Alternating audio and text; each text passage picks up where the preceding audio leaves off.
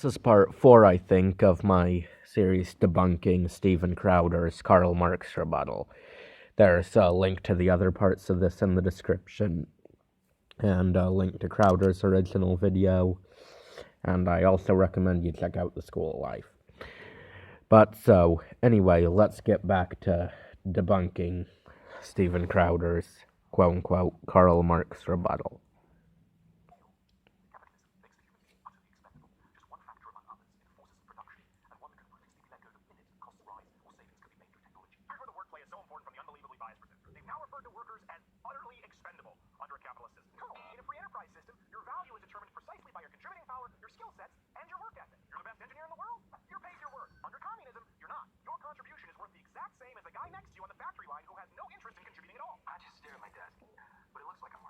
No, that is not at all true.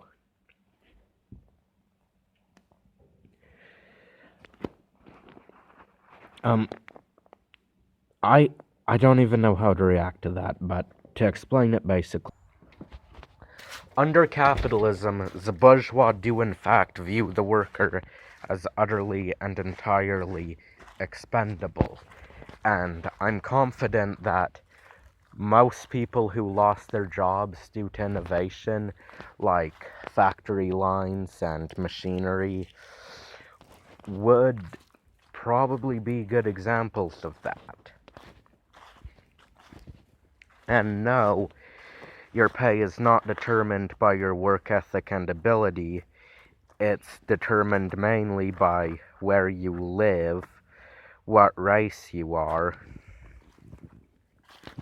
how much money your parents had, and out of that money, how much they were willing to give you when you set off.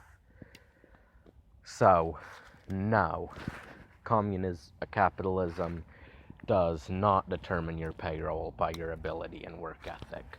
Although communism in fact does, as it is a system designed to be maximally efficient and to place high value on labor. And no, your pay is not the same as the guy who was on the factory line next to you but doing nothing at all. Because if someone in communism does nothing at all, they will be forced to work, assuming they're able to. And if they're not able to, then what happens varies by country. Anyway, so back to Crowder's video. Also, I get that this sounds hard to believe, but he actually has 4 million subscribers. I mean, I'm sure a lot of them are Russian bots, because, as you know, he supports Trump, and Trump is an acolyte, i.e. servant of Putin. But still, 4 million. How are how are people that, I don't want to say dumb, but misled, maybe? Gee. Anyway, back to his video.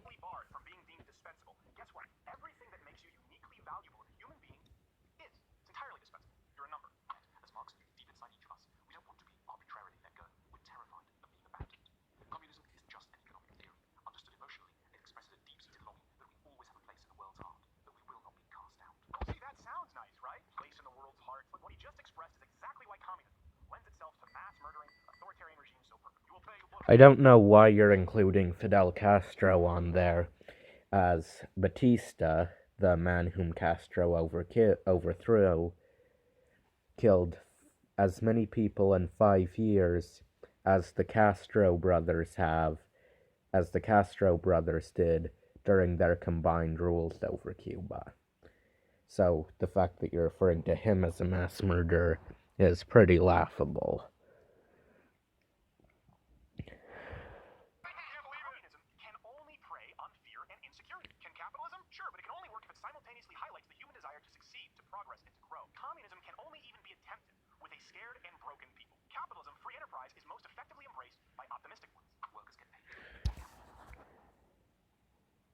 The literal reverse of what he just said is true. Like, okay, so think that's. I want to look at what I just said again.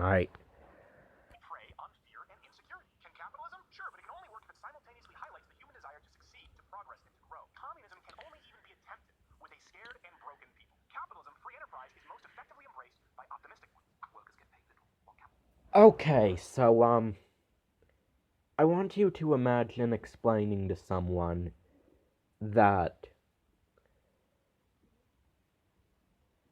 if you take bigger strides, as in you move your legs out farther when you run, you will go faster, and that if you take smaller strides, you will go slower. And this person, for some reason, is convinced that taking smaller strides makes you go slower, and that taking smaller strides makes you go faster, and taking bigger strides makes you go slower.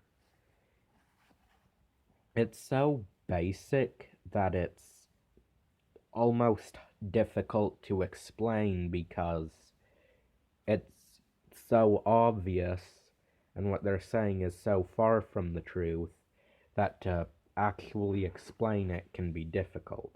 It's like explaining that if you don't push something, it's not gonna move. Or at least that if nothing pushes something, it won't move. This man is so stupid that it's actually hard to debunk what he's saying, because it's just the actual opposite of what's true. It doesn't even have the semblance of truth that makes most things able to be argued against. And furthermore, the reason communism has always taken power in nations where the people were somewhat miserable at the time of it taking power is because communism requires a revolution, and the people who are the most revolutionary are those who are the most desperate. Anyway, back to this guy's video.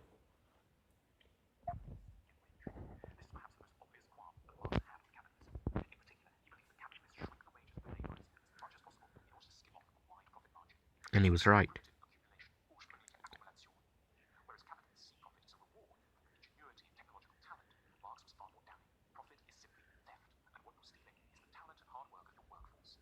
Karl Marx thinks that profit is theft. You know what he doesn't think is theft? Actual theft. I got robbed by a sweet old lady on a motorized cart. I didn't even see it coming. Example, I invent the light bulb. I've toiled away, creating thousands of failed prototypes, investing some of the best years of my life while other people ate, slept, and enjoyed life. We spent a little too much time puking on balconies. We had fun, huh? Finally, I create a successful one, and it improves and saves millions of lives across the world. All because of an ingenious idea and work ethic. People across the world are willing to pay for my wonderful invention, and so I become wealthy. That's capitalism. According to Marxists, that's theft. Same situation. I invent the light bulb. Only government comes in and takes all of my profit at gunpoint. According to Marxists. So there's two things here.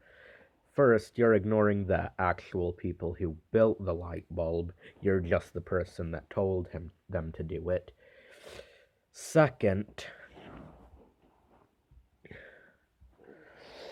communism only attempts to take away money that is in an unnecessary and unusable abundance, so you would still get a quality of life better than the average person in your nation.